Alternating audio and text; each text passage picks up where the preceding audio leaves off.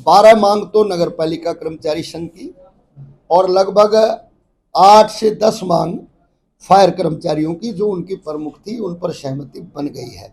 सफाई कर्मचारियों में एक तो सफाई कर्मचारियों को अब ग्रुप सी के पदों पर पदोन्नति का लाभ मिलेगा। जो हमारे सेवा नियम है उनमें ये बदलाव का प्रस्ताव हमने तैयार करा दिया है। नगर निगमों में, पालिकाओं में, परिषदों में जो group D, group C, group B के पद लंबे टाइम से सृजित नहीं हुए थे, वो 4848 पद हमने सृजित करा दिए हैं, चिट्ठी जारी करा दी है सरकार से, जिनमें 926 पद सैनिटेशन स्टाफ के हैं, ताकि सफाई कर्मचारियों को प्रमोशन के तौर पर ग्रुप डी सफाई कर्मचारी सीवरमैन के पद से ग्रुप सी के पदों पर पदोन्नत किया जाए। तो ये फैसला मांगों पर जो हुआ है, मांग अगर ये सारी सरकार पूरी करती है, बेईमाना नहीं करती है, तो कर्मचारियों का काफ़ी भला इसमें होगा। लेकिन हमारा एक्सपीरियंस ये कहता है कि सरकारें फैसला करके इम्प्लीमेंट नहीं करती। इसलिए कल हमने रोहतक में कन्वेंशन करके ये तय कर दिया, जो सरकार ने हमें 30 जून तक का समय दिया है, हमने कह दिया कि आप 30 जून तक मांगों को पूरा करो, 1 जुलाई हमारी फिर हम दोबारा आंदोलन करेंगे।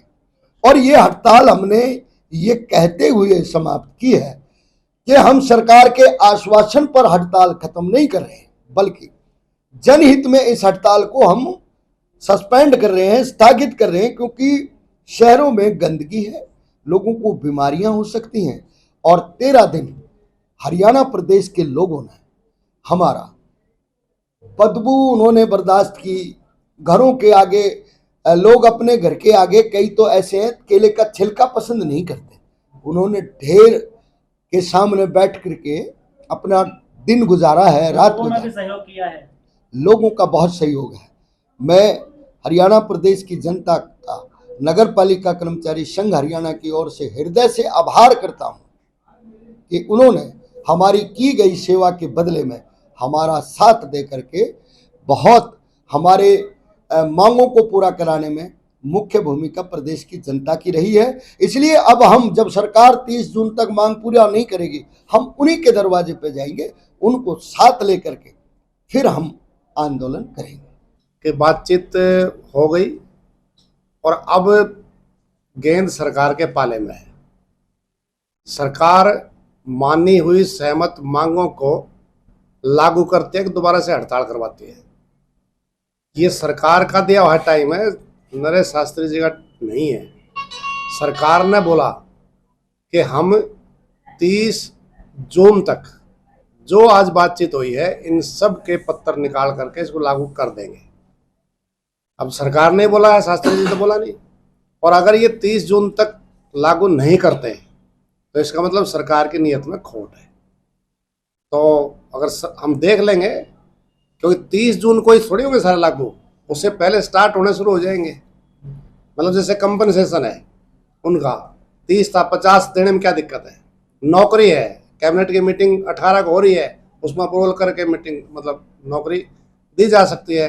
और जो कैबिनेट से रिलेटेड मामले हैं, चाहे हेल्थ इसके हैं, फायर के हैं, चाहे इनके हैं, वो सारे उसमें 18 तारीख को अगर सरकार की गंभीरता है, नियत साफ है, तो उसमें ला करके सारे काम कर सकते हैं। और 30 जून तो बहुत दूर की बात है, ये तो 15 दिन में लागू कर सकते हैं। कोई ऐसी अड़चन नहीं है भाई, कोई इस तरीके का है। तो देखा जाएगा कि भाई सरकार की नियत साफ है तो वो कुछ काम करते हुए दिखाई देगी। और सरकार की भाई टिकाऊ नीति है तो 30 जून तक भी नहीं होगी।